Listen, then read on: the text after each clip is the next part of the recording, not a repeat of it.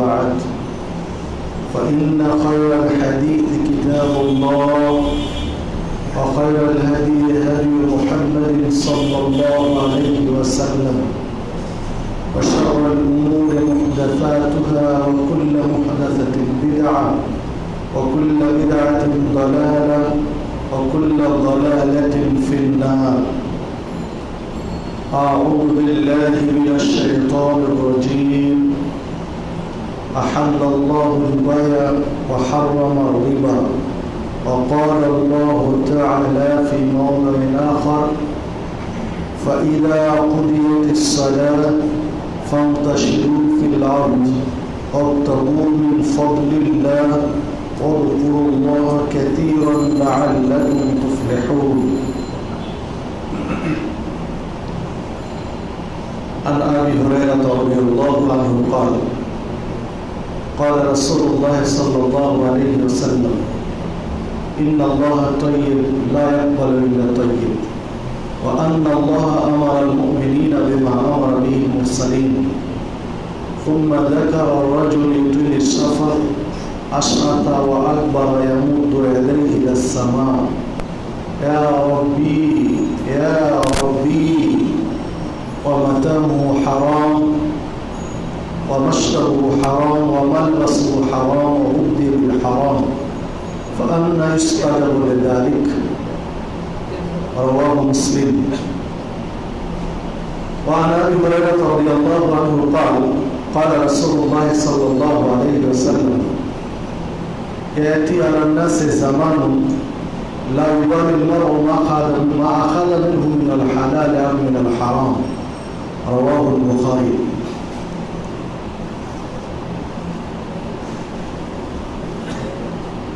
তাওহীদ foundation Lakshmipur এর উদ্যোগে কোরআন ও সহিহ হাদিসের আলোকে অধ্যক্ষের আলোচনা সভা সম্মানিত সভাপতি আমন্ত্রিত ওলামায়ে কেরাম শেখ মুস্তাফিজুর রহমান আল মাদানী, শেখ মাহমুদ বিন কাসিম যথাসময়ে তারা উপস্থিত হবেন, প্রধান অতিথি বিশেষ অতিথিবৃন্দ, উপস্থিত সুধীবৃন্দ, আমি আপনাদের সামনে কোরআন মাজিদের দুটো আয়াত তেলাওয়াত করেছি। রাসূলুল্লাহ সাল্লাল্লাহু আলাইহি ওয়াসাল্লামের বাণীর মধ্যে হতে দুটি হাদিস পেশ করেছি। এর আলোকে আজকে আমার আলোচনার বিষয়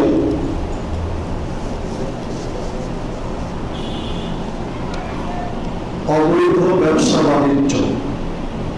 ব্যবসা বাণিজ্যের ভিতরে যে খারাপ দিক, যেসব কারণে ব্যবসা বাণিজ্য বৈধতা পায় না বা ব্যবসা বাণিজ্যের বরকত নষ্ট হয়ে যায়, আল্লাহ বরকত তুলে দেন ব্যবসা বাণিজ্য থেকে, সেই দিক কয়েকটি দিক নিয়ে কোরআন এবং সহিহ হাদিসের আলোকে কিছু দৃষ্টিভঙ্গি তুলে ধরে আজকের আলোচনার রীতিটা ইনশাআল্লাহ। ওয়া তাওফীকি ইল্লা বিল্লাহ আলাইহি তাওয়াক্কালতু ওয়া ইলাইহি উনীব। সম্মানিত উপস্থিতি, ভূমিকায় বেশি সময় নেব না, যেহেতু সময় তুলনামূলকভাবে কম, আলোচক আছেন আরো দুইজন, বিদায় মৌলিক কিছু কথা বলবো। হৃদয়ঙ্গম করার জন্য, অনুধাবন করার জন্য বিশেষভাবে আহ্বান জানাচ্ছি আপনাদের সকলের। আলোচনা শুনুন, বিচার বিশ্লেষণ করুন, ব্যবসা বাণিজ্যকে বৈধ পন্থায় কিভাবে ঢেলে সাজানো যায় সেই চিন্তায় এগিয়ে আসুন। দেখুন, আল্লাহ রাব্বুল আলামিন কোরআন মাজিদে ব্যবসা বাণিজ্যকে হালাল বলেছেন। সূরা বাকারা 275 নম্বর আয়াতে বলছেন আহাল্লাল্লাহুল বায়আ ওয়া হাররামার রিবা। আল্লাহ ব্যবসা হালাল করেছেন এবং সুদ হারাম করেছেন। এই আয়াত স্পষ্ট বোঝা যায় যে ব্যবসা বাণিজ্য হালাল। আল্লাহ রাব্বুল আলামিনের পক্ষ থেকে স্বীকৃতি প্রাপ্ত বিষয় হচ্ছে ব্যবসা বাণিজ্য। আল্লাহ রাব্বুল আলামিনের পক্ষ থেকে অনুমোদনকৃত বিষয় হচ্ছে ব্যবসা বাণিজ্য। ব্যবসা বাণিজ্য হালাল এই মর্মে সন্দেহের কোনো অবকাশ নেই। তবে এই ক্ষেত্রে কিছু দিক লক্ষণীয় রয়েছে, যেগুলো খেয়াল করলে আপনার আমার ব্যবসা বাণিজ্যের ক্ষেত্রে আরো অগ্রগতি বা উন্নতি হতে পারে। যেমন আল্লাহ রাসূল সাল্লাল্লাহু আলাইহি ওয়াসাল্লামকে জিজ্ঞাসা করা হলো, আইয়ুল কাসবি আতিয়াবু, মানুষ যে উপার্জন করে এই উপার্জনের ভিতর থেকে সবচেয়ে পছন্দনীয় বা প্রিয় আল্লাহর নিকটে ভালো উপার্জন কোনটি? আল্লাহ রাসূল সাল্লাল্লাহু আলাইহি ওয়াসাল্লামকে সাহাবীরা জিজ্ঞাসা করছেন, আইয়ুল কাসবি আতিয়াবু, মানে পূর্ণ পবিত্র উপার্জন কোনটি? আল্লাহ রাসূল সাল্লাল্লাহু আলাইহি ওয়াসাল্লামকে সাহাবীরা জিজ্ঞাসা করছেন। তো আল্লাহ রাসূল সাল্লাল্লাহু আলাইহি ওয়াসাল্লাম বলেন, আমালুর রাজুলি বিয়াদিহি, মানুষ নিজের হাতে যেটা উপার্জন করে, নিজের পরিশ্রম করে যেটা কামাই করে, উপার্জন করে, এইটা আল্লাহর কাছে সবচেয়ে প্রিয়, পূত পবিত্র। এরপরে প্রত্যেক বৈধ ব্যবসার মাধ্যমে যেটা উপার্জিত হয় সেইটা আল্লাহর কাছে প্রিয়, পছন্দনীয়। যে হাদিসটি পাওয়া যাবে মুসনাদ আহমদের মধ্যে 17,304 নম্বর হাদিস, সিলসিলা সহিহার মধ্যে শেখ নাসিরুদ্দিন আলবানী হাসান সনদে উল্লেখ করেছেন 607 নম্বর হাদিস। সম্মানিত উপস্থিতি, দেখুন আল্লাহ রাসূল সাল্লাল্লাহু আলাইহি ওয়াসাল্লাম পূত পবিত্র পছন্দনীয় আল্লাহর কাছে প্রিয় উপার্জন দুইটি উল্লেখ করলেন। একটি হলো মানুষ নিজ হাতে যেটা ইনকাম করে, নিজে পরিশ্রম করে যেটা উপার্জন করে এইটা, আর সকল বৈধ ব্যবসার মাধ্যমে যেটা উপার্জন করে এইটা, এই দুটো আল্লাহর কাছে অধিক প্রিয়। তাহলে কোরআন মাজিদের আয়াত এবং এই হাদিস দুটি সমন্বয় করে দেখুন, যে আল্লাহ রাব্বুল আলামিনের নিকটে স্বীকৃতি প্রাপ্ত বৈধ বিষয় হচ্ছে ব্যবসা বাণিজ্য করা। আর আল্লাহ রাসূল সাল্লাল্লাহু আলাইহি ওয়াসাল্লামের মুখনিসৃত বাণীর দ্বারা স্পষ্ট যে পূত পবিত্র রিজিক, বৈধ রিজিক, পছন্দের রিজিক হচ্ছে সকল বৈধ ব্যবসার মাধ্যমে যা উপার্জিত হয়।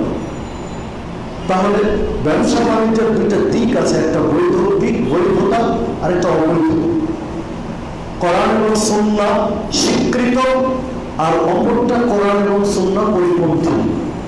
এই দুইটা দিক আপনাকে আমাকে খেয়াল করতে হবে প্রত্যেকটা বিষয়ে।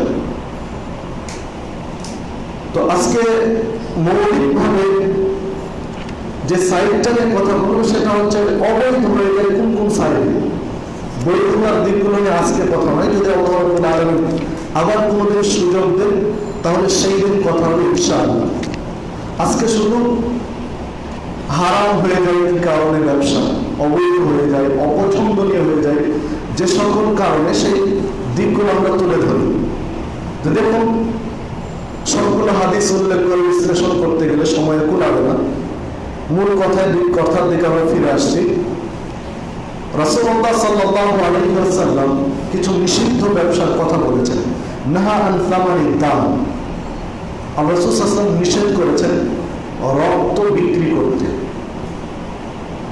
রক্ত বিক্রি করতে নিষেধ করেছেন। ওয়া সামানিল কালব, কুকুর বিক্রি করতে নিষেধ করেছেন। ওয়া কাসবিল বাগী, ব্যভিচারিণী বা পতিতা বৃত্তির মাধ্যমে উপার্জন করতে নিষেধ করেছেন। অবশ্য কুকুর বিক্রির ক্ষেত্রে কিছু কথা আছে, যেগুলো প্রশিক্ষণ প্রাপ্ত কুকুর, মালিকের কমান্ড মেনে চলে, সেইগুলোর ক্ষেত্রে অবশ্য ছাড় রয়েছে এবং অন্য হাদিসে কিছু ইঙ্গিত রয়েছে। এবং আল্লাহ রাসূল সাল্লাল্লাহু আলাইহি ওয়াসাল্লাম নিষেধ করেছেন বা লানত করেছেন, অভিশাপ দিয়েছেন আকিলা রিবা, যে ব্যক্তি সুদ খায়, সুদ গ্রহীতা, অমুকেলাহু সুদ দাতা, ওয়াল ওয়াসিমাতা ওয়াল মুস্তাওসিমাতা। ওয়াল ওয়াসিমাতা ওয়াল মুস্তাওসিমাতা মানে যে দেহে কোন চিত্র অঙ্কন করে সৌন্দর্য বৃদ্ধির জন্য উল্কি বলা হয়, যেটাকে আধুনিক পরিভাষায় ট্যাটু বলা হচ্ছে। দেহের সূচি বৃদ্ধির জন্য, সৌন্দর্য বৃদ্ধির জন্য হতে পারে তার গালে, হতে পারে গলায়, হতে পারে পিঠে, কাঁধে বা হাতের সব অংশে কোন ধরনের উল্কি, ট্যাটু বা সৌন্দর্য বর্ধনকারী কোন চিত্র আঁকে। যে আঁকে আর যে এঁকে দেয়, অঙ্কনকারী আর যার হাতে বা শরীরে অঙ্কন করা হয়, উভয় প্রতি হিসাব করেছেন। যে ছবি অঙ্কন করে, চিত্র শিল্পী, প্রাণীর ছবি আঁকে, এই সকল ব্যক্তির উপরে রাসূল সাল্লাল্লাহু আলাইহি ওয়াসাল্লাম অভিশাপ করেছেন। যে হাদিসটি সহিহ বুখারীর মধ্যে পাওয়া যাবে, 2086 নম্বর হাদিস। দেখুন, একটি হাদিসের মধ্যে রাসূল সাল্লাল্লাহু আলাইহি ওয়াসাল্লাম অনেকগুলো নিষিদ্ধ ব্যবসার কথা উল্লেখ করে দিয়েছেন। পাশাপাশি রাসূল সাল্লাল্লাহু আলাইহি ওয়াসাল্লাম আরেকটি হাদিসে বলেছেন, মানে আগের কথাগুলোর সাথে নতুন কথা যেটা এসেছে, ওয়াহুলওয়ানিল কাহিন। হুলওয়ানিল কাহিন হচ্ছে গণকের পরিশ্রম। রাসূল সাল্লাল্লাহু আলাইহি ওয়াসাল্লাম লানত করেছেন বা নিষেধ করেছেন গণকি করে বা জ্যোতিষী করে মানুষের হাতের রেখা গণনা করে এসব কাজের বিনিময়ে যদি উপার্জন করে, এই উপার্জন হারাম। যে হাদিস পাওয়া যাবে সহিহ বুখারীর মধ্যে 2237 নম্বর হাদিস। অনুরূপভাবে রাসূল সাল্লাল্লাহু আলাইহি ওয়াসাল্লাম আগের কথাগুলো প্রায় হাদিসে এসেছে না, এর সাথে আর কিছু নতুন শব্দ যোগ হয়েছে। শুধু নতুন শব্দগুলো বলছে আপনার কাছে। আনিন নবী সাল্লাল্লাহু আলাইহি ওয়াসাল্লাম قال সামানুল খামরে হারাম। সামানুল খামরে হারাম মানে খমর, মদ বা নেশা জাতীয় দ্রব্য। নেশা জাতীয় দ্রব্যের যে লভ্যাংশ বা নেশা জাতীয় দ্রব্য বিক্রির মাধ্যমে যে উপার্জন হয় হারাম, সেটা হারাম। মাহারুল বাগী হারাম, এটা আগে চলে গিয়েছে।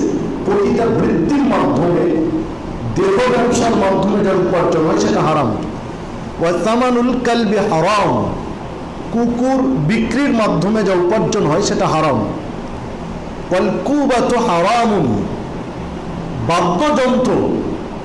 বাদ্যযন্ত্র বাজিয়ে যা উপার্জন হয়, অনেকেই বিভিন্ন অনুষ্ঠানে ঢোল, তাবলা, ডুগডুগি বাজানোর দায়িত্ব পালন করেন, এটা তার চাকরি বা ইনকাম সোর্স। তো একজন মুসলিমের জন্য এগুলো হারাম। ওয়াল খামরু ওয়াল মাইসির কুল্লু মুসকিরিন হারাম। অনুরূপভাবে সকল প্রকারের নেশাজাতীয় দ্রব্য, সকল প্রকারের জুয়ার সাথে সম্পৃক্ত বিষয়, এগুলো সবকিছুই হারাম। যে হাদিসটি পাওয়া যাবে দারাকুতনির মধ্যে 2851 নম্বর হাদিস। পাশাপাশি সিলসিলা সহিহার মধ্যে শেখ নাসিরুদ্দিন আলবানী সহিহ সনদে নিয়ে এসেছেন 1806 নম্বর হাদিস। তো দেখুন, এই হাদিসগুলোতে অনেকগুলো বিষয় কিন্তু চলে এসেছে ইতিমধ্যেই। এরপরে দেখুন, আরেকটি চমৎকার বিষয় রাসূল সাল্লাল্লাহু আলাইহি ওয়াসাল্লাম তুলে ধরেছেন। রাসূল সাল্লাল্লাহু আলাইহি ওয়াসাল্লাম কোনো একদিন সাহাবীদের নিয়ে কথা বলছিলেন, আলোচনা করছিলেন, পর্যালোচনা করছিলেন। এমত অবস্থায় রাসূল সাল্লাল্লাহু আলাইহি ওয়াসাল্লাম তাদেরকে বললেন যে তোমাদের জন্য মদ, মৃত প্রাণী, শুকুর এবং মূর্তি ক্রয় বিক্রয় হারাম করা হয়েছে। আর রাসূল সাল্লাল্লাহু আলাইহি ওয়াসাল্লাম সাহাবীদেরকে বলছেন যে সকল ধরনের নেশা জাতীয় দ্রব্য তোমাদের জন্য হারাম করা হয়েছে। মৃত প্রাণী, যে সকল প্রাণী মরে যায়, এই মরা প্রাণীগুলো ভোগ করা তোমাদের জন্য হারাম করা হয়েছে। কেবলমাত্র মাছের ক্ষেত্রে ভিন্নতা, সেটা অবশ্য অন্য হাদিসে আলাদা করে দেওয়া হয়েছে যে মরা মাছ খাওয়া যাবে, এটা অন্য হাদিস দিয়ে স্পষ্ট করে দেওয়া হয়েছে। অনুরূপভাবে শুকুর, খিনজির যাকে বলা হয়, এই শুকুর প্রতিপালন করা, কেনা বেচা করা, এগুলো লাভ, এসব মুসলিমদের জন্য হারাম করা হয়েছে। অনুরূপভাবে মূর্তির ক্রয় বিক্রয় করা, মূর্তি সংক্রান্ত পেশায় যুক্ত হতে নিষেধ করা হয়েছে। আল্লাহ রাসূল সাল্লাল্লাহু আলাইহি ওয়াসাল্লাম বলছেন, যখন এই চারটা বিষয় বললেন তখন সাহাবীরা বলছেন, হে রাসূল সাল্লাল্লাহু আলাইহি ওয়াসাল্লাম, একটু খেয়াল করবেন তাহলে আপনার আমার ব্যবসার মধ্যে কোনো ধরনের ফাঁক আছে কিনা, গ্যাপ আছে কিনা বোঝা যাবে। সাহাবীরা এবার বলছেন যে রাসূল সাল্লাল্লাহু আলাইহি ওয়াসাল্লাম, মৃত্যু প্রাণী তো হারাম করা হয়েছে, তো মৃত্যু প্রাণীর চর্বিও কি হারাম করা হয়েছে? কেননা মৃত্যু প্রাণীর চর্বি যদি নেওয়া সম্ভব হয়, তাহলে তিনটি কাজ করা যায় মৃত্যু প্রাণীর চর্বি দ্বারা। এক, তৎকালীন সময় নৌকা বানানোর ক্ষেত্রে কথা বলছেন, যে নৌকায় যে প্রলেপটা দেওয়া হয় নিচে, এই নৌকায় প্রলেপ দেওয়ার ক্ষেত্রে তা ব্যবহার করা হয় মৃত্যু প্রাণীর চর্বি। এরপরে চামড়া তৈলাক্তকারী কিছু জিনিস ব্যবহার করা হতো চামড়াতে তৈলাক্ততা ফিরিয়ে আনার জন্য, তো সেইখানে চর্বি ব্যবহার করা হতো, যে এই ক্ষেত্রে চর্বিটা ব্যবহার করা হয়। তৃতীয়ত, প্রদীপ জ্বালানোর ক্ষেত্রে, বাতি জ্বালানোর ক্ষেত্রে এই চর্বিটা ব্যবহার করা হয়। মানে একটাও ভক্ষণ করা হচ্ছে না, মানে জিনিসটা সূক্ষ্মতা দেখুন। আল্লাহ রাসূল সাল্লাল্লাহু আলাইহি ওয়াসাল্লাম বলেন, এগুলো তোমাদের ভক্ষণ করা হারাম করা হয়েছে, মৃত্যু প্রাণী ভক্ষণ করা হারাম করা হয়েছে। আর সাহাবী প্রশ্ন তুললেন যে মৃত্যু প্রাণী ভক্ষণ করা হারাম, কিন্তু মৃত্যু প্রাণীর চর্বি তিনটা উপকার পাই এখান থেকে, এটা আমরা ভক্ষণ করি না, এটা আমরা খাই না, কিন্তু নৌকায় প্রলেপ দেই বানানোতে, আর না হলে চামড়া তৈলাক্তকারী কিছু জিনিস বানাই তাতে ব্যবহার করি, নতুবা বাতি জ্বালাই, তাহলে কি সমস্যা? ওটা তো আমরা খাই না। মানে যুক্তি, চমৎকার একটা থিম তুলে ধরেছেন। তখন আল্লাহ রাসূল সাল্লাল্লাহু আলাইহি ওয়াসাল্লাম বলছেন যে না, এটা চলবে না। আল্লাহ রাব্বুল আলামিন ইহুদিদের উপরে অভিশাপ করেছেন। আল্লাহ রাসূল সাল্লাল্লাহু আলাইহি ওয়াসাল্লাম বলছেন যে আল্লাহ রাব্বুল আলামিন ইহুদিদের উপর অভিশাপ করেছেন, তারা অভিশপ্ত হওয়ার কারণ হলো আল্লাহ তাদেরকে মৃত্যু প্রাণীর চর্বি নিষেধ করেছিলেন, মৃত্যু প্রাণীর চর্বি তাদের জন্য হারাম করেছিলেন। তখন তারা কি করলো? তৎকালীন সময়ের ইহুদিরা, যে মৃত্যু প্রাণীর চর্বি ভক্ষণ করা হারাম, তো মৃত্যু প্রাণীর চর্বি তারা ছিঁড়ে নিত, খুলে নিত, এরপরে সেটা বিক্রি করত, বিক্রি করে বিক্রয়লব্ধ অর্থটা ভোগ করত, আর যুক্তি দেখাতো যে আমরা তো মৃত্যু প্রাণীর চর্বি খাই না, ভোগ করি না, আমরা মৃত্যু প্রাণীর চর্বি বিক্রি করে টাকা ভোগ করি, ওই অর্থটা খাই, তাহলে হারাম হবে কেন? তো দেখো, আল্লাহ তাদেরকে অভিশাপ দিয়েছেন যে তারা মানে হারাম জিনিসটা ভোগ করবে, তাই কৌশল করে দূর দিয়ে খাওয়ার চেষ্টা করেছে। আল্লাহ বরদাস্ত করেননি, বিধায় একটা জিনিস হারাম, আপনি কৌশল করে একটু ঘুরায় নিয়ে খাবেন, এটা ইসলাম চায় না। মানে এগুলো নীতিমালা ব্যবসার ক্ষেত্রে, যে আপনাকে স্টেপ কাট একদম পরিষ্কার পন্থায় আগাতে হবে, যে এই লাইনে হারাম তো একটু ঘুরায় নিয়ে তাহলে হালাল করে নেব, এমনটি সুযোগ ইসলামে কতটুকু রয়েছে প্রত্যেক বিবেকবান ব্যক্তির একটু ভাবা প্রয়োজন। দেখুন আরেকটি বিষয়, যে হাদিসটি পেশ করা হলো সেটি হচ্ছে সহিহ বুখারীর হাদিস 2236, সহিহ মুসলিমের 1581, এছাড়াও প্রায় 8-10টি গ্রন্থে হাদিসটি এসেছে। আয়েশা রাদিয়াল্লাহু আনহা বলছেন, লাম্মা উনজিলাতিল আয়াতুল আওয়াখির মিন সূরাতিল বাকারা, যখন সূরা বাকারার শেষ দিকের আয়াতগুলো নাযিল হলো, যে আয়াতগুলোতে নেশা জাতীয় দ্রব্য, যে আয়াতগুলোতে আল্লাহ রাব্বুল আলামিন সুদ হারাম সংক্রান্ত কথাগুলো বলেছিলেন, সুদের আয়াতগুলো কিন্তু সূরা বাকারার শেষের দিকে, সূরা বাকারা 275, সূরা বাকারা 276, সূরা বাকারা 278, সূরা বাকারা 279, সূরা বাকারা 280, 5টি আয়াত রয়েছে, মাঝখানে একটা ব্রেক আছে, আগে 2টা পরে 3টা, মোট 5টি আয়াত। সূরা বাকারা আয়াত সংখ্যায় হচ্ছে কতটি? 286। তো শুরু হয়েছে 75, 76, 78, 79, 80, মানে একদম শেষের দিকে।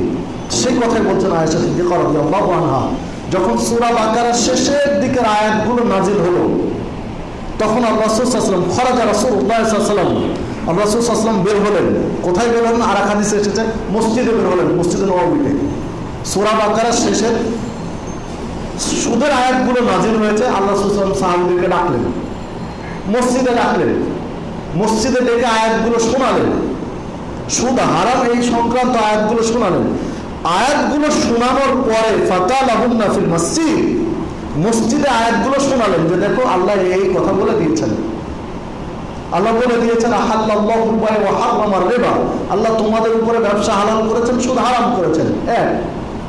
78 গিয়ে বললেন ইয়া আইয়ুহাল্লাযীনা আমানু তাকুল্লাহ, হে ঈমানদারগণ আল্লাহকে ভয় করো, ওয়া যারু মা বাকিয়া মিনার রিবা, যারা ঋণ দিয়ে রেখেছো মানুষকে তারা মূল টাকা ফেরত নাও, বাকি রেবাটা ছেড়ে দাও। যারা এখন ঋণ দিয়ে রেখেছো, সুদে টাকা অর্থ সম্পদ খাটিয়ে রেখেছো, তারা মূলটা ফেরত নাও, কেবল মূল অংশ নাও, আর সুদে যেটা বেড়েছে সেটা তোমরা ছেড়ে দাও, এটা নিও না। সূরা বাকারা 278 নম্বর আয়াত। ইন কুনতুম মুমিনিন, যদি তোমরা মুমিন বলে পরিচয় দিতে চাও যে আমি মুমিন, আমি ইমানদার, তুমি ইমানদার পরিচয় যদি দিতে চাও তাহলে মূল টাকা নাও, সুদেরটা নাও। এই আয়াতগুলো শোনানোর পরে ফাহাররামাত তিজারাতা ফিল খামর, আল্লাহ রাসূল সাল্লাল্লাহু আলাইহি ওয়াসাল্লাম বললেন এখন থেকে নেশা জাতীয় দ্রব্যের ব্যবসা বাণিজ্য হারাম। আয়াত নাজিল হলো কিসের? সুদ হারাম। আয়াত নাজিল হলো সুদ হারামের। আর এই হাদিসের শেষে নিষেধ করলেন কি? আয়াতগুলো পড়ে নিষেধ করলেন কি? নেশা জাতীয় দ্রব্যের ব্যবসা হারাম। আমি বোঝাতে পারলাম কিনা জানি না। মানে আয়াত নাজিল হয়েছে যে সুদ হারামের, আয়াতগুলো পড়লেন, সুদ সম্পর্কে কিছু বললেন না, কারণ বলার দরকার নেই, যেহেতু ওনারা আরবিয়ান মানুষ, আরবি ভাষাভাষী, আর আরবি ভাষাতে কোরআন নাজিল হয়েছে, কোরআনের আয়াত পড়ার সাথে সাথে তো সবার বোঝা হয়ে গেছে। আমাদের বাংলা করা লাগছে কেন? কারণ আমরা আরবি বুঝি না তাই। কিন্তু ওনারা আরবি বুঝেন, বিধায় ওনাদের বাংলা করা লাগেনি বা ভাষান্তর করা হয়নি, প্রয়োজন হয়নি, সরাসরি আয়াত করে বুঝিয়ে দিলেন যে এখন থেকে সুদ আর চলবে না। পাশাপাশি নতুন করে যে কথা বললেন যে এখন থেকে তোমাদের জন্য নেশা জাতীয় দ্রব্য হারাম, নেশা জাতীয় দ্রব্যের ব্যবসা হারাম। আর তিজারাতা ফিল খামর, নেশা জাতীয় দ্রব্যের ব্যবসা হারাম। কারণ নেশা জাতীয় দ্রব্য খাওয়া হারাম, এটা আগে বলেছেন। নেশা জাতীয় দ্রব্য খাওয়া হারাম, এটা আগে বলেছেন, কিন্তু ব্যবসা হারাম এটা বলেননি। খাওয়া হারাম এই আলোচনা ছিল, কিন্তু এই আয়াত যখন নাজিল হলো তখন বললেন নেশা জাতীয় দ্রব্যের ব্যবসাও হারাম। যেমন খাওয়া যাবে না তেমন ব্যবসা করাও যাবে না। নীতিমালা কি কি বের হয় আপনি একটু চিন্তা করেন, যে যে সকল জিনিস খাওয়া যায় না সেই সকল জিনিসের ব্যবসা করা যায় না। কারণ এখানে অনেকগুলো দিক আছে, অনেকগুলো দিকের একটা দিক যে নেশা জাতীয় দ্রব্য আপনি খান না, কারণ এটা নিষেধ, ক্ষতিকর। তো যেটা ক্ষতিকর খাওয়া যায় না, খাওয়া নিষেধ, এটা আপনি আর একজনকে খাইয়ে কেন ক্ষতির মধ্যে ফেলছেন? তাআওয়ানু আলাল বিররি ওয়াত তাকওয়া ওয়া লা তাআওয়ানু আলাল ইসমি ওয়াল উদওয়ান। তাকওয়ার কাজে, কল্যাণের কাজে সহযোগিতা হবে, সীমালঙ্ঘন সহযোগিতা হবে না, পাপের কাজে সহযোগিতা করা যাবে না। তো আপনি নেশা জাতীয় দ্রব্য ব্যবসা বাণিজ্য করে হাজার হাজার মানুষকে নেশাখোর বানাচ্ছেন, এটা স্পষ্ট পাপে সহযোগিতা করা। এরপরে চলুন, এই মর্মে আরো বেশ কিছু, যে হাদিসটি আপনাদের কাছে পেশ করলাম, এই হাদিসটি সহিহ বুখারীর মধ্যে পাওয়া যাবে 4541, সহিহ মুসলিমের 1580, এছাড়া আবু দাউদ, মুসনাদ আহমদ সহ একাধিক গ্রন্থে হাদিসটি বর্ণিত হয়েছে। এরপরে দেখুন রাসূলুল্লাহ সাল্লাল্লাহু আলাইহি ওয়াসাল্লাম আরো কিছু জিনিসের ব্যবসা বাণিজ্য হারামের দিকে ইঙ্গিত দিয়েছেন। আল্লাহ রাসূল সাল্লাল্লাহু আলাইহি ওয়াসাল্লাম বলছেন লা তাবিউল কায়নাত, তোমরা নর্তকীদের ভাড়া করে নিয়ে আসবেন। নর্তকীদের ভাড়া করে নিয়ে এসে নাচ গান করা, ওয়ালা তাশতারুহুন্না, তাদেরকে টাকা পয়সা দিয়ে ক্রয় করা, ওয়ালা তুআল্লিমুহুন্না, তাদেরকে শিক্ষা দেওয়া, এগুলো সব কিছু হারাম। এবং তাদের ইনকাম সোর্স সামানুহুন্না হারাম, তারা উপার্জন করবে যেগুলো, নর্তকীদের নাচ গান শেখানো, তাদেরকে টাকা দিয়ে নিয়ে এসে ভাড়া করে নাচ গানের অনুষ্ঠান করা, তাদের উপার্জিত যে টাকা পয়সা হবে সেগুলো ভোগ করা, এগুলো সবকিছু হারাম। তিরমিজির মধ্যে হাদিসটি পাওয়া যাবে 1282 নম্বর হাদিস। আরেকটি হাদিসে রাসূল সাল্লাল্লাহু আলাইহি ওয়াসাল্লাম বলছেন, নাহা রাসূলুল্লাহ সাল্লাল্লাহু আলাইহি ওয়াসাল্লাম আন আসবিল ফাহলি। রাসূল সাল্লাল্লাহু আলাইহি ওয়াসাল্লাম নিষেধ করেছেন পশু পাল দেওয়ার জন্য যে ষাঁড় বা পাঁঠা, এই ষাঁড় বা পাঁঠা ব্যবহার করে পশু পাল দিয়ে এই টাকা ভোগ করা হারাম। মানে শরীয়তের ক্ষেত্রে বাচ্চার কিছু নেই। সারা দেশে খুঁজতে গেলে ধরনের ব্যক্তি পাওয়া যায় যে ষাঁড় পাঁঠা এসব কিছু পুষে এগুলো পাল দিয়ে ইনকাম করে খাচ্ছে গ্রামগঞ্জে, কিন্তু এটা শরীয়তে নিষেধ। হ্যাঁ, এখন কেউ প্রশ্ন করতে পারে যে সরকারিভাবে বিভিন্ন খামারে এই ব্যবস্থাগুলো রয়েছে এবং টাকা পয়সার বিনিময়ে এটা করা হয়, সরকারি ব্যবস্থাপনায় হতে পারে। সরকারি ব্যবস্থাপনায় হারাম নয়, কারণ সরকার জনগণের সুবিধার জন্য এই ব্যবস্থাগুলো রেখেছে। যদি কেউ এটা না করে তাহলে এই প্রজেক্টটা কিভাবে চালাবেন? এই প্রজেক্টটা চালানোর জন্য সরকারি উদ্যোগে এটা হতে পারে, কিন্তু ব্যক্তি বিশেষ এই পন্থা ব্যবহার করতে পারবেন না। এরপর আল্লাহ রাসূল সাল্লাল্লাহু আলাইহি ওয়াসাল্লাম বলছেন, নাহা বাইইল ফাদলিল মা। আল্লাহ রাসূল সাল্লাল্লাহু আলাইহি ওয়াসাল্লাম নিষেধ করেছেন অতিরিক্ত পানি বিক্রি করতে। এর কি ব্যাখ্যা দেবো আমি নিজেও জানি না। যে হাদিস, আগের হাদিসটা পাবেন সহিহ বুখারীর মধ্যে 2284, আর এই হাদিস পাবেন সহিহ বুখারীর, সহিহ মুসলিমের 487, আবু দাউদের 3487, এছাড়া একাধিক গ্রন্থে 6-7টি গ্রন্থে এসেছে। অতিরিক্ত পানি, আপনার প্রয়োজন ফুরিয়ে যাওয়ার পরে যে পানি রয়েছে এই পানি বিক্রি করতে নিষেধ করেছেন, এমনিতে দিতে বলেছেন। আরেকটি হাদিসে রাসূল সাল্লাল্লাহু আলাইহি ওয়াসাল্লাম বলেছেন অন্য এক জায়গায় যে একজন মানুষ আরেকজন মানুষকে যা কিছু খাওয়ায় বা পান করে তার মধ্যে সর্বোত্তম জিনিস হচ্ছে পানি পান করানো। সর্বোত্তম পানি পান করানো। একজন তৃষ্ণার্ত ব্যক্তিকে পানি পান করানোর ফজিলত সবচেয়ে ভালো, সবচেয়ে পছন্দনীয় কাজ আল্লাহ রাব্বুল আলামিনের কাছে। এই জন্যই যারা হজ বা উমরা করতে যান বা গিয়েছেন তারা খেয়াল করে দেখেছেন যে আরবরা গাড়ি ভর্তি করে পানির বোতল নিয়ে এসে ফ্রি হাজিদেরকে দিচ্ছে, হাজি বলছে আর পানি দিচ্ছে ফ্রি, গাড়ি লোড করে নিয়ে এসে দিচ্ছে। কেননা এই হাদিসগুলো তো ওই প্রেক্ষাপটে আল্লাহ রাসূল সাল্লাল্লাহু আলাইহি ওয়াসাল্লাম তাদের জমিনেই বলেছেন। ওই সিলসিলা তখন থেকে চলে আসছে, এখনো জারি আছে, এখনো জারি আছে। 2-4-10 কেস বা 2-4-100 বোতল নয়, হাজার হাজার বোতল তারা ফ্রি সার্ভিস দিচ্ছে। কারণ পানি পান করা ক্ষুধার্ত তৃষ্ণার্ত মানুষকে অত্যন্ত ফজিলতের কাজ বলে আল্লাহ সাল্লাল্লাহু আলাইহি ওয়াসাল্লাম উল্লেখ করেছেন। এরপর দেখুন আরেকটি বিষয়, এটি আরো খেয়াল রাখা দরকার। আল্লাহ রাসূল সাল্লাল্লাহু আলাইহি ওয়াসাল্লামের একজন সাহাবী ইবনে উমর রাদিয়াল্লাহু আনহু বলছেন, আমি বাজারে জয়তুনের তেল ক্রয় করলাম। ইবনে উমর মানে বিশিষ্ট সাহাবী আব্দুল্লাহ ইবনে উমর, যিনি অনেক হাদিস বর্ণনা করেছেন, উনি বলছেন আমি বাজারে জয়তুনের তেল ক্রয় করলাম, কথা পাকাপাকি হয়ে গেছে, দামও ফাইনাল হয়ে গেছে, সবকিছু ফাইনাল, কথা পাকাপাকি হয়ে গেছে, কথা ফাইনাল হয়ে গেছে। এখন আমি টাকা দিব আর নিয়ে যাব, এই পর্বে আমি আছি। ইতিমধ্যে আরেকজন ব্যক্তি এসে আমাকে প্রস্তাব দিল যে ভাই আপনাকে এত টাকা লাভ দিব, আমাকে তেলটা দিয়ে দেবেন। ইবনে উমর রাদিয়াল্লাহু আনহু বলছেন যে আমার কথা পাকাপাকি হয়ে গেছে, আমি ফাইনাল কথা দিয়ে দিয়েছি, আমি নিয়ে নেবো, উনি দিয়ে দেবেন, কথা শেষ, মানে বিক্রি হয়ে গেছে মাল, কিন্তু টাকা দিয়ে আমি নিয়ে যাবো। ঠিক আরেকজন এসে বলছেন যে ভাই তেলটা আমাকে দিয়ে দেবেন, আপনাকে এত টাকা লাভ দেব, আপনি যত দামে কিনেছেন আমি আর এতটুকু বেশি দিয়ে দেবো, আপনি আমাকে তেলটা দিয়ে দেবেন। তখন ইবনে উমর রাদিয়াল্লাহু আনহু বলছেন যে আমি রাজি হয়ে গেলাম, যে ঠিক আছে। আমি তার হাতে হাত মেরে বললাম যে বিক্রয় পাকাপাকি করতে চাইলাম, মানে তুমি আমাকে লাভটা দাও আর নিয়ে নাও। উনি কিন্তু শুকনা ব্যবসা হচ্ছে, তাই না? মানে কোন ক্যাশ না খাটিয়ে ব্যবসা হচ্ছে, শুধু কথার উপরে, কোন ক্যাশ খাটাননি। কিন্তু তো ইবনে উমর রাদিয়াল্লাহু বলছেন, তার হাতে হাত মেরে বললাম যে ঠিক আছে আমি রাজি, তুমি আমাকে টাকা দাও আর তুমি নিয়ে চলে যাও। তাহলে লাভটা উনি রেখে দিবেন আর যেটা দাম হয়েছে সেটা দিয়ে দিলেন। বলছে যখন হাত মেরে পাকাপাকি করে দিলাম, হঠাৎ পিছন থেকে আমার হাত ধরে নিল একজন ব্যক্তি।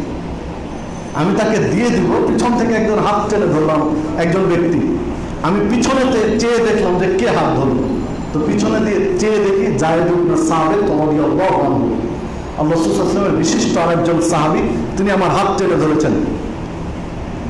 তিনি হাত টেনে ধরে বলছেন, যেখানে ক্রয় করবেন ওই স্থানে বিক্রয় করবেন না, যেখানে ক্রয় করবেন ওই স্থানে বিক্রয় করবেন না, যতক্ষণ না আপনার স্থানে নিয়ে যান। আপনি আপনার জিম্মায় না নেওয়া পর্যন্ত আপনি বিক্রয় করবেন না। কেননা অবশ্যই রাসূলুল্লাহ সাল্লাল্লাহু আলাইহি ওয়াসাল্লাম ক্রয় করার স্থানে পণ্য বিক্রয় করতে নিষেধ করেছেন, যতক্ষণ না তা ক্রেতা তার ডেরায় বা তার স্থানে নিয়ে যায়। মানে সম্পদ কিনে বিক্রি করার ক্ষেত্রে পরিপূর্ণ মালিকানা, পরিপূর্ণ সত্ত্বাধিকারী হওয়ার পরে বিক্রয়ের বিষয়টা আসছে। এই হাদিস কিন্তু ইঙ্গিত এটাই। যে হাদিসটি পাবেন আবু দাউদের মধ্যে 3409 নম্বর হাদিস, মুসনাদ আহমদের 21712 নম্বর হাদিস, এইভাবে বুলুগুল মারামে রয়েছে 5-6টি গ্রন্থে, এবং সানাদ হাসান, গ্রহণীয় সানাদ। মানে একটা জিনিসের পূর্ণ সত্ত্বাধিকারী না হয়ে ক্রয় বিক্রয় করতে নিষেধ করা হচ্ছে। হাদিসটা ইঙ্গিত এই দিকে। আপনি আপনার যুক্তি যা খুশি খাড়া করেন, কিন্তু শরীয়ত চলবে শরীয়তের গতিতে। আপনার যুক্তির গতিতে শরীয়ত নয়, শরীয়তের নিজের গতিতে চলবে। এই শরীয়তের আলোকেই কিন্তু আল্লাহ রাব্বুল আলামিন কাল কিয়ামতের মাঠে বিচার নেবেন। এরপরে দেখুন, রাসূলুল্লাহ সাল্লাল্লাহু আলাইহি ওয়াসাল্লাম আরেকটি হাদিসে বলেছেন যে তোমরা উটনি বা বকরির, ছাগলের স্তনে বা ওলানে দুধ আটকে রেখো না।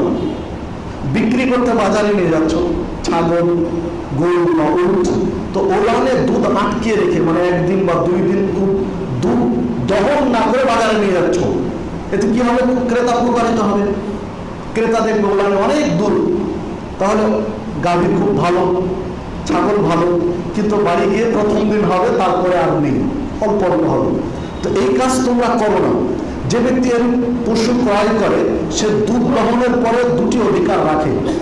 যদি কোনো ব্যক্তি প্রতারিত হয়ে যায়, এই ধরনের ছাগল কিনে বা উটনি কিনে বা গাভী কিনে বাড়ি গিয়ে দেখলো যে না ওই পরিমাণ দুধ আর হয় না, শুধু একদিন, তাহলে ওই এখতিয়ার রাখে দুধটা।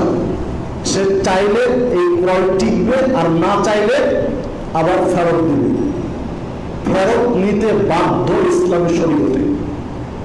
এইরকম প্রতারণা করে, চিটিংবাজি করে, ধাপ্পাবাজি করে, ঠগিয়ে যদি কেউ কোনো পশু বিক্রি করে, তাহলে ইসলামী স্টেট যদি হয়, ইসলামী রাষ্ট্র যদি হয়, রাষ্ট্র তাকে বাধ্য করবে ফিরিয়ে দিতে, তার কোনো এখতিয়ার নেই। কারণ এটা ইসলামী রুলস, ইসলামের আইন। যে প্রতারিত জিনিস উনি যদি মনে করেন যে ঠকেছি থাক, হয়েছে, বিক্রি হয়েছে, নিয়েছি, ভাগ্যে যা ছিল হয়েছে, তাহলে সমস্যা নেই। আর যদি মনে করেন যে না আমি এটা ফেরত দেব, তাহলে ফেরত দিবেন, তার অর্থ ফিরিয়ে দিতে পারবেন, তার এখতিয়ার আছে, এবং সে ফেরত দিতে বাধ্য।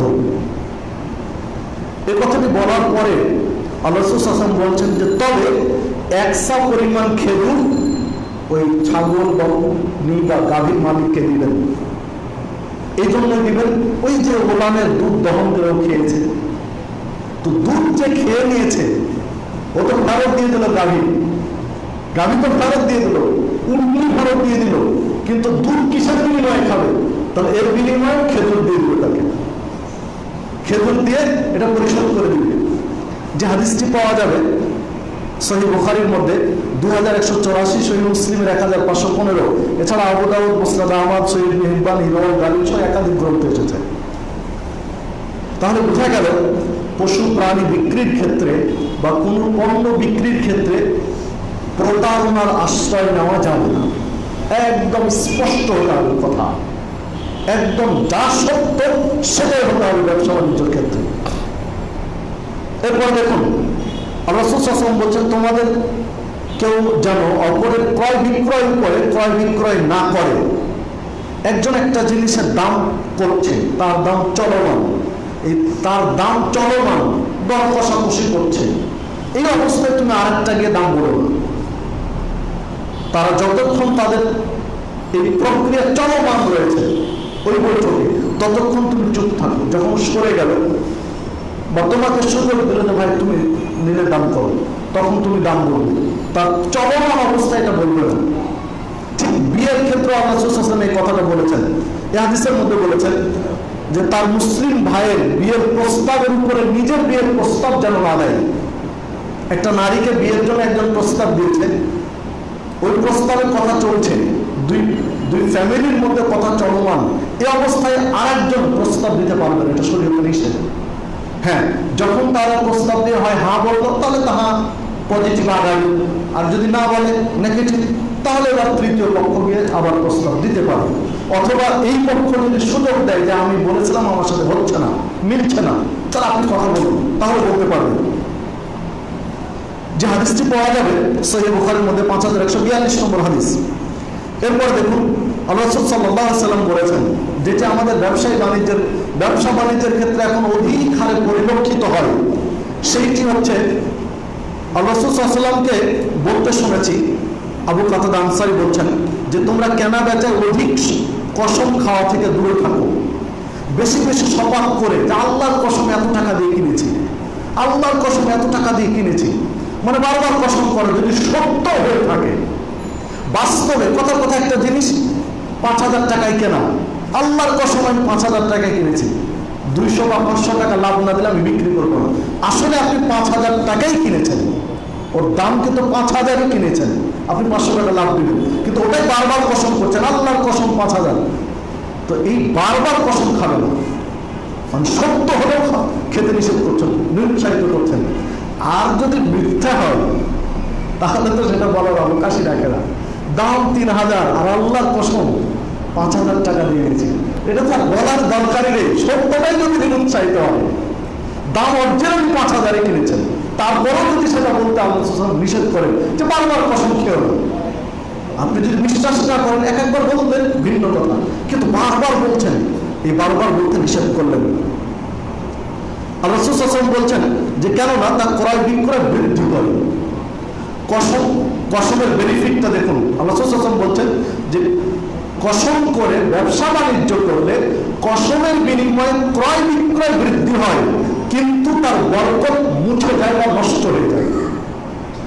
যে হাদিসটি পাবেন সহিহ মুসলিমের 1607 নম্বর হাদিস, সহিহ নাসাই 4460, ইবনে মাজাহ 2209, এছাড়াও একাধিক গ্রন্থে এসেছে। তো দেখুন, বারবার কসম করার মাধ্যমে, কসম করে সম্পদ মাল বিক্রি করার মাধ্যমে মানুষের বিক্রি বেশি হয়।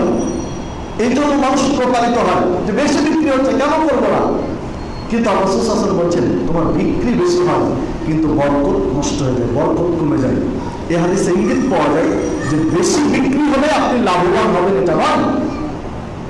আপনার বিজনেসে যদি বরকত উঠে যায়, বরকত না থাকে, তো বেশি বিক্রি করে আপনি কুলাতে পারবেন না।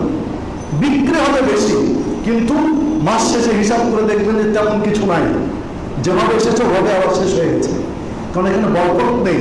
আর বৈধ পন্থায় আগালে বিক্রি হয়তো একটু কম হবে, কিন্তু সেখানে বারাকা থাকবে, বরকত থাকবে।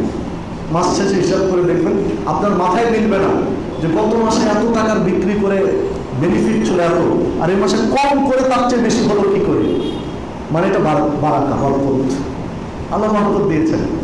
আল্লাহ কিভাবে বরকত দিবেন কাকে, এটা কেউ জানে না। এটা মানুষের জ্ঞানের যে সীমাবদ্ধতা, বাহিরের হিসাব।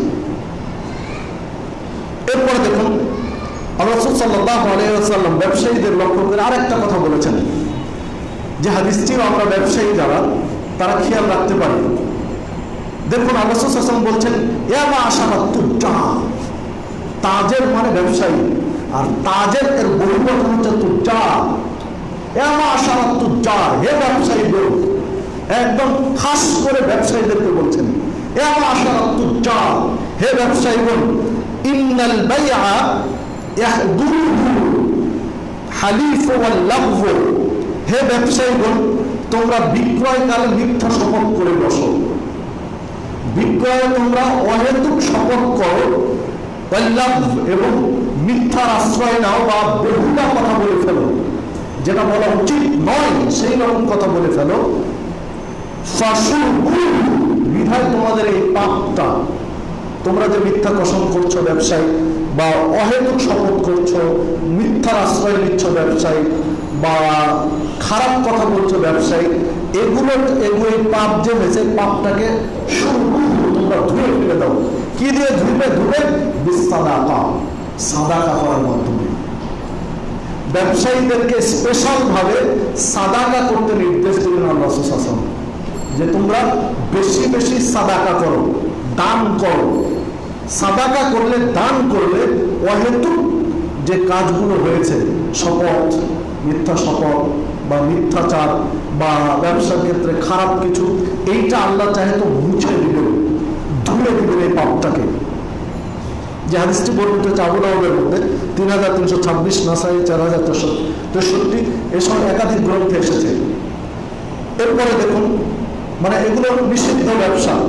অন্য নিষিদ্ধ আরেকটি ব্যবসা হচ্ছে, যেটি আপনাদের ঢাকা শহরের সাথে, রাজধানীর সাথে সম্পৃক্ত নয়, এটা মফস্বলে, লোকালয়ের সাথে। তো রাজধানীতে যেহেতু সারা দেশের মানুষই কম বেশি আছে, বিধায় বিষয়টা বলে দিলে ভালো। পরিপক্ক হওয়ার পূর্বে ফল বিক্রয় করা।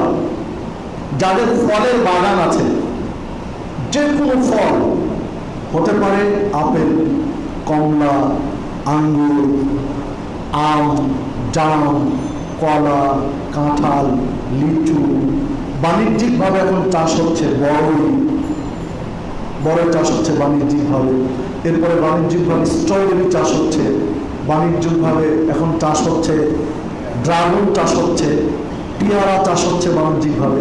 এগুলো সব কিন্তু ফল। ফল বলতে যা বোঝায়, ড্রাগন হোক, পেয়ারা হোক, বড়ই হোক, বা আম হোক, কাঁঠাল হোক, জাম হোক, কলা হোক, যাই হোক না কেন, আল্লাহ রাসূল সাল্লাল্লাহু আলাইহি ওয়াসাল্লাম বলছেন যে পরিপক্ক হওয়ার আগে এটা বিক্রি করো না, মানে খাওয়ার উপযোগী, পুষ্ট হওয়ার আগে বিক্রি করো না। ইবনে উমর রাদিয়াল্লাহু আনহু বলছেন, নাহা আন বাইইল নাখলি, খেজুর বিক্রি করতে নিষেধ করেছেন।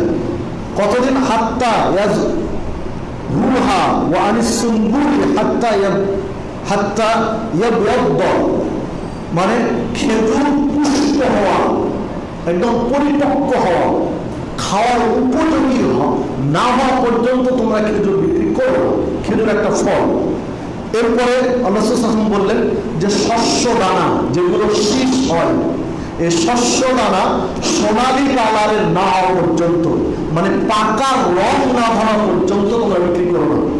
যে হাদিস পাওয়া যাবে সহিহ মুসলিমের মধ্যে 1535, আবু দাউদ 3368, এসব তিরমিজি, মুসনাদ আহমদ, নাসাই, সহিহ ইবনে হিব্বান, মিশকাত, আর একাধিক গ্রন্থে হাদিস বর্ণিত হয়েছে। এরপর আল্লাহ রাসূল সাল্লাল্লাহু আলাইহি ওয়াসাল্লাম বলছেন যে পরিপক্ক ও প্রাকৃতিক দুর্যোগ কেটে যাওয়ার পূর্বে তোমরা ফল বিক্রি করো না। মানে যদি ছোট অবস্থায় কেউ ফল বিক্রি করে, তাহলে যে কোনো প্রাকৃতিক দুর্যোগ সেটা নষ্ট করে দিতে পারে। আমের মুকুলে কেউ বাগান বিক্রি করেছে, লিচুর ফুল এসেছে বাগান বিক্রি করেছে, বা বড়ের ফুল এসেছে বাগান বিক্রি করেছে। এমন অবস্থায় দেখা গেল কি, যখন ফলগুলো একটু বড় হয়ে এসেছে, কালবৈশাখী ঝড়ে অধিকাংশ আম পড়ে গেল, নষ্ট হয়ে গেল, কিন্তু ছোট ছোট আছে, এমন অবস্থা ওই আম বিক্রি করে তেমন কোনো ফলাফল আসে না, পানির দরে বিক্রি করে দিতে হয়। কিন্তু কিনেছে তো অনেক দাম দিয়ে, যিনি ক্রেতা কিন্তু ঠকে গেলেন এই ক্ষেত্রে। এই জন্য আলোচনা নিষেধ করে দেন না, প্রাকৃতিক দুর্যোগ তেমন কোনো ক্ষতি করবে না। মানে পাড়ার উপযোগী হয়ে গেছে, আজকে কিনছেন কালকে পেড়ে নেব, আজকে পেড়ে নেব, বা একদম খাওয়ার উপযোগী। যদি কোনো কারণে কালবৈশাখী ঝড়ে পড়েও যায়, সেগুলো কাজে লাগবে, নষ্ট হবে না। এইরকম উপযুক্ত না হওয়া পর্যন্ত তোমরা ফল কেনা বেচা করতে পারবে না। আল্লাহ রাসূল সাল্লাল্লাহু আলাইহি ওয়াসাল্লাম আরেক বৈঠকে বললেন যে গাছের খেজুর বিক্রি করতে নিষেধ করেছেন ততক্ষণ পর্যন্ত নিষেধ করেছেন। জিজ্ঞাসা করা হলো, তখন বলছেন যতক্ষণ না তা খাওয়া যায় বা খাওয়ার যোগ্য হয় বা ওজন করা যায়, ততক্ষণ পর্যন্ত এটা পেড়ে নিতে, বিক্রি করতে নিষেধ করেছেন আল্লাহ রাসূল সাল্লাল্লাহু আলাইহি ওয়াসাল্লাম। যে হাদিস পাওয়া যাবে সহিহ বুখারী 2250, আরেক হাদিসে রাসূল সাল্লাল্লাহু আলাইহি ওয়াসাল্লাম বলেছেন গাছের ফল খাওয়ার উপযোগী হওয়ার পূর্বে ক্রয় বিক্রয় করতে নিষেধ করেছেন। তিনি ক্রেতা বিক্রেতা উভয়কে নিষেধ করেছেন খাওয়ার উপযোগী হওয়ার পূর্বে, যে হাদিস সহিহ বুখারীর 2194 নম্বর হাদিস। এই মর্মে আরো কিছু হাদিস বর্ণিত হয়েছে। একটা দিক, আরেকটা দিক হলো অগ্রিম কয়েক বছরের জন্য বাগান বিক্রি করতে নিষেধ করেছেন, যেটা ব্যাপক হারে চলে। পেয়ারার বাগান, আমের বাগান, লিচুর বাগান কয়েক বছরের জন্য অগ্রিম বিক্রি হয়ে যাচ্ছে। 3 বছরের জন্য, 4 বছরের জন্য, 5 বছরের জন্য অগ্রিম লিজ দিয়ে দিচ্ছে, যেটা ইসলামে নিষেধ। আল্লাহ রাসূল সাল্লাল্লাহু আলাইহি ওয়াসাল্লাম এই মর্মে নিষেধ করেছেন, নাহা আন বাইই সিনিনা, 2 বছরের জন্য কেনা বেচা করতে। বাগান বা ফলজ বৃক্ষ 2 বছরের জন্য কেনা বেচা করতে নিষেধ করেছেন। তো 2 বছরের জন্য যদি কেনা বেচা নিষেধ হয় ফলজ বৃক্ষ, তাহলে একাধিক বছরের জন্য কিভাবে যাবে? 2 বছরটাই সাপোর্ট করেননি, 1 বছরই তো সাপোর্ট করলেন না আগের হাদিসে, যে পাকা বা পাড়ার উপযোগী না হওয়া পর্যন্ত বিক্রি করবে না। তাহলে 1 বছরই সাপোর্ট করেনি, একাধিক বছরের জন্য কিভাবে হতে পারে? যে হাদিস বর্ণিত হয়েছে আবু দাউদের মধ্যে 3374 নম্বর হাদিস। অনুরূপভাবে আরেকটি হাদিসে বর্ণিত হয়েছে আল্লাহ রাসূল সাল্লাল্লাহু আলাইহি ওয়াসাল্লাম মদিনা আসলেন। যখন মক্কা থেকে মদিনায় হিজরত করে আসলেন, তখন মদিনাবাসী 2 বা 3 বছর মেয়াদে খেজুর আগাম ক্রয় বিক্রয় করত। 2 বছরের জন্য, 3 বছরের জন্য বিক্রয় করত। তখন আল্লাহ রাসূল সাল্লাল্লাহু আলাইহি ওয়াসাল্লাম বললেন, কেউ অগ্রিম ক্রয় বিক্রয় করবে না, বাগান বিক্রয় করবে না। হ্যাঁ, তবে অগ্রিম তুমি ফল বিক্রি করতে পারো। অগ্রিম ফল বিক্রি করতে কিভাবে? কয়েকটা দিক বলেছেন। সেটা হলো ওজন, মানে কত ওজন, মেয়াদ নির্দিষ্ট করে নিই, যে আমি 1 বছরের জন্য এই ফলটা কিনে নিলাম। তোমার বাগানের 1 মণ বা 10 মণ বা 20 মণ আম 1 বছরের জন্য কিনে নিলাম। বছর শেষে ওই 20 মণ কিনে নিবে, তার উপরে না। এটা অগ্রিম বাগান বিক্রি নয়, কিন্তু ওজন তাকে বলে দিচ্ছে, বাগানে আম ধরেছে, আমার এখান থেকে 20 মণ আম আমাকে দিয়ে এই দাম, এই মেয়াদে, এই মেয়াদে, এই দামে এত কেজি এত মণ দিয়ে বাগান বিক্রয় হবে না। কিন্তু নির্দিষ্ট ফল ওই পরিমাণ হলে হবে, না হলে হবে না। যদি এই বছর না হয় পরের বছর দিয়ে, এইভাবে যদি কেউ করে তাহলে জায়েজ। কিন্তু পুরো বাগান হাওয়ার উপর বিক্রি করবে, সেটা নিষেধ।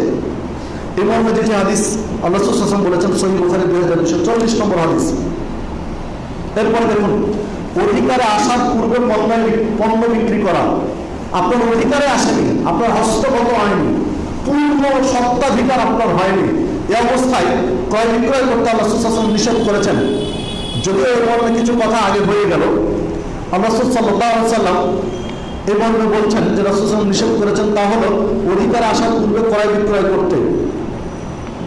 আরেক হাদিস আছে, যে জিনিস তোমার নিকটে বিদ্যমান নেই, আল্লাহ রাসূল সাল্লাল্লাহু আলাইহি ওয়াসাল্লাম বলছেন, লা ইয়াহিল্লু বাইউ মা লাইসা ইনদাক, ওই ব্যবসা বৈধ নয় যেটা তোমার কাছে নেই। তুমি কেনা বেচা করছো, অথচ ওই জিনিসটা তোমার কাছে নেই, তো তোমার হস্তগত নেই, তোমার মালিকানায় নেই, সত্ত্বাধিকারী নেই, সেই জিনিস তুমি ক্রয় বিক্রয় করবে, এটা হালাল নয়। লা ইয়াহিল্লু, এটা তোমার জন্য বৈধ নয়। আর লোকসানের ঝুঁকি গ্রহণ না করা পর্যন্ত লাভ বা মুনাফা গ্রহণ করা হালাল নয়। আল্লাহ রাসূল সাল্লাল্লাহু আলাইহি ওয়াসাল্লাম বলেছেন, ওয়ালা রিবহু মা লাম ইউমান, লোকসানের বা ক্ষতির ঝুঁকি না নেওয়া পর্যন্ত ব্যবসা বাণিজ্য করে লাভ ভোগ করা বৈধ নয়। একজন ব্যক্তি ব্যবসা করবে মুখের সাথে শেয়ারে, যে লাভ হলে 2 জনের আর লস তোমার, এটা হবে না। মানে লাভ এবং লোকসান দুটার ঝুঁকি নিয়ে ব্যবসা করতে হবে। যতজন ব্যবসা করবে, এটা কোনো প্রতিষ্ঠানের সাথে হতে পারে, কোন ব্যক্তির সাথে হতে পারে। প্রতিষ্ঠান বলতে ব্যাংকের সাথে হতে পারে, প্রতিষ্ঠানের সাথে হতে পারে, কোন সমিতির সাথে হতে পারে, কোন প্রতিষ্ঠান, যে কোনো প্রতিষ্ঠানের সাথে হতে পারে, ব্যক্তি বিশেষ হতে পারে। লাভ এবং লোকসান দুটার ঝুঁকি না নেওয়া পর্যন্ত সেই বিজনেস করে লভ্যাংশ ভোগ করতে আল্লাহ রাসূল সাল্লাল্লাহু আলাইহি ওয়াসাল্লাম নিষেধ করেছেন। যে হাদিসটি পাওয়া যাবে ইবনে মাজার মধ্যে 2188, আবু দাউদের 3504, তিরমিজির 1234, এসহ নাসাই, মুসনাদ আহমদ, দারমি, সহিহ ইবনে হিব্বান, মিশকাত সহ একাধিক গ্রন্থে হাদিস বর্ণিত হয়েছে। দেখুন, আল্লাহ রাসূল সাল্লাল্লাহু আলাইহি ওয়াসাল্লাম বলেছেন, নাহা আন শিফি মা লাম ইউমান, লোকসানের ঝুঁকি বহন না করা পর্যন্ত মুনাফা গ্রহণ করবে না। যা হাদিস ইবনে মাজাহ 2179। এবার আরো একাধিক কথা আল্লাহ রাসূল সাল্লাল্লাহু আলাইহি ওয়াসাল্লাম বলেছেন। এরপরে দেখুন, ধোঁকা বা প্রতারণামূলক ব্যবসা বাণিজ্য নিষেধ করেছেন আল্লাহ রাসূল সাল্লাল্লাহু আলাইহি ওয়াসাল্লাম। একদা আল্লাহ রাসূল সাল্লাল্লাহু আলাইহি ওয়াসাল্লাম এটা বাজার দিয়ে হেঁটে যাচ্ছিলেন। বাজার দিয়ে যখন হেঁটে যাচ্ছিলেন তখন খাদ্যশস্য স্তূপ করে রাখা আছে, গুদামজাত মানে স্তূপ করে সাজিয়ে রাখা আছে।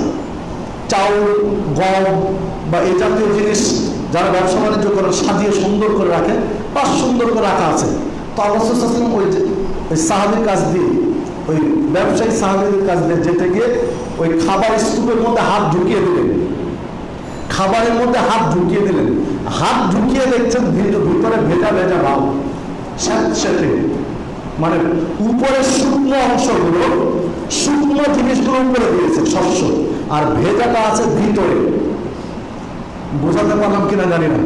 হাত টেনে আল্লাহ রাসূল সাল্লাল্লাহু আলাইহি ওয়াসাল্লাম ওই ব্যক্তিকে বলছেন যে লাইসা মিন্না মান গাশশা, যে ব্যক্তি প্রতারণা করে, ধাপ্পাবাজি করে, ঠকবাজি করে জিনিস বিক্রি করে, সে আমার উম্মত নয়। উম্মত থেকে খারিজ করে দেবে। তুমি কেন ভেজাটা ভিতরে আর শুকনাটা উপরে দিয়েছো? দুটো রাখতে হবে তোমাকে মিক্স করে, বলে দিতে হবে স্পষ্ট যে ভেজা এবং শুকনা মিক্সড হয়ে আছে। তুমি কিছু গোপন করে ভালোটা দেখে মন্দটা বিক্রি করবে, তা হবে না। আপনার বস্তা বা টুকরি বা কার্টুনে নিচে খারাপ জিনিস দিবেন আর উপরে ভালোগুলো দিয়ে সাজাবেন, এই ব্যবসা শরীরের বৈধ নয়। আল্লাহ রাসূল সাল্লাল্লাহু আলাইহি ওয়াসাল্লাম নিষেধ করে দিলেন। এইরকম প্রতারণা চিটিংবাজি করলে আল্লাহ রাসূল সাল্লাল্লাহু আলাইহি ওয়াসাল্লাম তাকে বলছেন সে আমার উম্মত নয়। এরপরে দেখুন আল্লাহ রাসূল সাল্লাল্লাহু আলাইহি ওয়াসাল্লাম অপর আরেকটি হাদিসে বলেছেন, কেনাবেচার ক্ষেত্রে পাথর নিক্ষেপ করা প্রথা, মানে কোনো জিনিস নিক্ষেপ করে অনেকটা জুয়ার মতো, যে 4টা-5টা কাপড় রাখা আছে, একটা কয়েন যার উপরে পড়বে সেটা কিনে নিবে, মানে কিছুটা জুয়ার মতো। এই সিস্টেমের কেনাবেচা বৈধ নয়, শরীয়তে জায়েজ নয়। এরপর আল্লাহ রাসূল সাল্লাল্লাহু আলাইহি ওয়াসাল্লাম বলছেন মান গাশশানা ফালাইসা মিন্না, যে প্রতারণা করবে সে আমাদের অন্তর্ভুক্ত নয়। যে প্রতারক ঠকবাজ সে আমাদের অন্তর্ভুক্ত নয়, সে জান্নাতেও যেতে পারবে না, জাহান্নামে তার স্থান। যে হাদিসটি সহিহ ইবনে হিব্বানের মধ্যে পাওয়া যায়, 567 নম্বর হাদিস। এরপরে মজুদ করা, মানে সম্পদ জমা করে স্টক করে রাখা, কৃত্রিম সম্পদ তৈরি করে আস্তে আস্তে জিনিসটা ছেড়ে দাম বৃদ্ধি করা, যেটাকে ইহতিকার, মজুদদারি বলা হয়। তো মজুদদারি করা এটা শরীয়তে নিষেধ। আল্লাহ রাসূল সাল্লাল্লাহু আলাইহি ওয়াসাল্লাম বলছেন যে গুদামজাত কেবল তারাই করে যারা পাপিষ্ঠ, ভালো মানুষের কাজ এটি নয়। মানে জিনিস স্টক করে একসাথে রমজানের আগ দিয়ে সারা দেশে সব খেজুর কিনে স্টক করে দিলেন। 5জন-7জন ব্যবসায়ী রমজানের 3 মাস 5 মাস আগে বাংলাদেশের সব খেজুর স্টক করে দিলেন, কোটি কোটি মন, হাজার হাজার টন খেজুর স্টক করে দিলেন। এরপরে কৃত্রিম একটা সংকট তৈরি হয়ে গেল সারা দেশে, খেজুর নেই। রমজান শুরু হতে যাচ্ছে, বাজারে খেজুর নেই, মানে কৃত্রিম সংকট। অথচ তাদের মজুদ, তাদের কাছে যে খেজুর আছে তা দেশের জন্য পর্যাপ্ত। একটা কৃত্রিম সংকট তৈরি করে এবার রমজানের ঠিক আগ মুহূর্তে অল্প অল্প করে ছাড়বেন, একটু একটু করে বের করছেন আর দামটা নিয়ন্ত্রণ রাখছেন নিজেদের মতো করে, মানে ব্যবসায়ী সিন্ডিকেট। তো এইরকম ব্যবসা করতে আল্লাহ রাসূল সাল্লাল্লাহু আলাইহি ওয়াসাল্লাম নিরুৎসাহিত করেছেন, পাপাচার বলে উল্লেখ করেছেন। সহিহ বুখারী 1605 নম্বর হাদিস। এরপরে দালালি করে ব্যবসা করা, মধ্যস্থতা, বিক্রেতা বিক্রেতার মধ্যে আরেকজন এসে দাম কম বেশি করে মানে প্রবুদ্ধ করে দালালি করবে, সেটা আল্লাহ রাসূল সাল্লাল্লাহু আলাইহি ওয়াসাল্লাম নিষেধ করেছেন। যে মর্মের আলোচনা পাবেন সহিহ বুখারীর মধ্যে 2142 নম্বর হাদিস। তো এইভাবে নিরুৎসাহিত করা হয়েছে। আর সকলেরই জানার বিষয় সুদ, সুদি কারবার, সুদি লেনদেন, এগুলো ইসলামে নিষেধ করা হয়েছে। আল্লাহ রাসূল সাল্লাল্লাহু আলাইহি ওয়াসাল্লাম বলেছেন দিরহামে বাইয়া কুলু বাইয়া মাশাব্বাল চিত্তাতুন সালাসানা দুনিয়া, জেনে বুঝে 1 দিরহাম সুদ খাওয়া 36টা নারীর সাথে ব্যভিচার করার চেয়ে মারাত্মক অপরাধ। মুসনাদে আমাদের 22007-8 নম্বর হাদিস। আল্লাহ রাসূল সাল্লাল্লাহু আলাইহি ওয়াসাল্লাম বলেছেন আরে রাসামুনা হুমা আইসা রায়ান কাহা রাজুলুম মাহু, জেনে বুঝে কেউ যদি সুদ খায় তাহলে 70 প্রকারের পাপ, নিম্নমানের পাপটা হচ্ছে মায়ের সাথে ব্যভিচার করা। নাউজুবিল্লাহ জানেন যে হাদিস ইবনে মাজাহর মধ্যে বর্ণিত হয়েছে। আসুন আমরা ব্যবসা বাণিজ্য বৈধ পন্থায় করি, আল্লাহ খুশি হবেন এবং আল্লাহ রাব্বুল আলামিনের পছন্দনীয় ইনকাম সোর্সগুলোর মধ্যে আপনাকে অনেক বড় বিজনেস করতে হবে অবৈধ পন্থায়, সেটা বলা হয় না। আপনার বাণিজ্যিক প্রসার কত সেটা আল্লাহ দেখবেন না, দেখবেন হালাল কিনা। আপনার টাকা আছে, আপনি করেন, সমস্যা নেই।